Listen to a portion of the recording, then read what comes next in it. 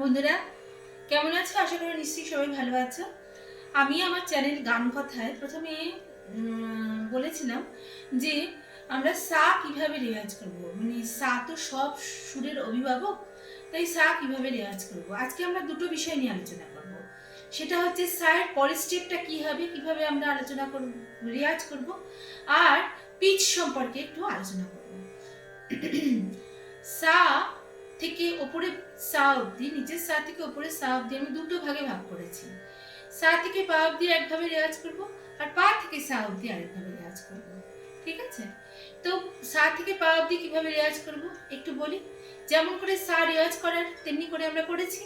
তারপরে সা একদম খোলা গলায়, সোজা হয়ে বসে একদম খোলা গলায় সা রে গা মা পা পা মা গা রে সা, আস্তে আস্তে বসিয়ে বসিয়ে মিলিয়ে, আচ্ছা প্রথমে আস্তে আস্তে বসিয়ে এটা মিলিয়ে নেব।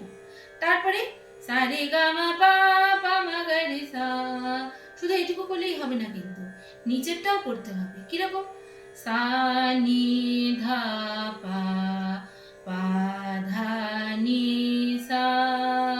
তাহলে কি হলো টোটাল ব্যাপারটা? পা ধা নি সা রে গা মা পা পা মা গা রে সা নি ধা পা পা ধা নি সা রে গা মা পা পা মা গা রে সা নি ধা পা। যদি আ করি, আমি করি আ আ আ।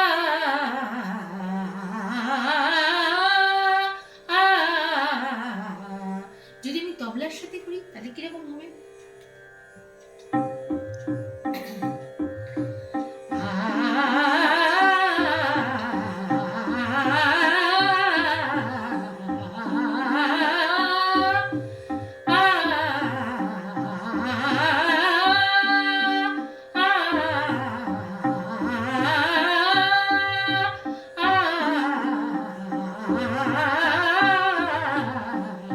প্রথমে আস্তে আস্তে বসিয়ে নিয়ে তারপরে আমরা এটাকে সচলভাবে গাইব, কিন্তু দেখতে হবে এই পোরশন যাতে না নড়ে। আমি যখন গাইছি দেখবে এই পোরশন টান, এইসব করার সময় এই পোরশন নড়ছে না, দেখো।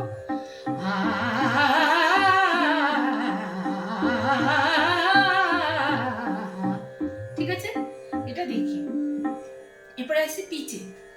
পিচটা কি? আমরা এটাকে স্কেল বলি, সেটা তবে স্কেল নয়, সেটা পিচ। স্কেলটা ভুল। আচ্ছা, পিচটা কি হবে?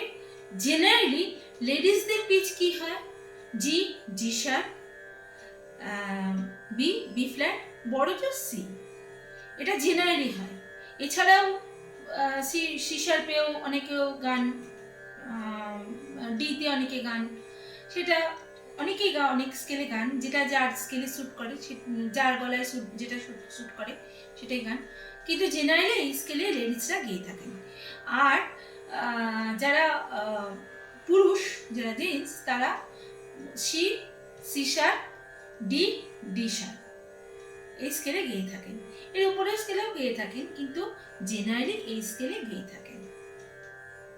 ক্লিয়ার? পরিষ্কারভাবে আশা করি নিশ্চয়ই বোঝাতে পেরেছি।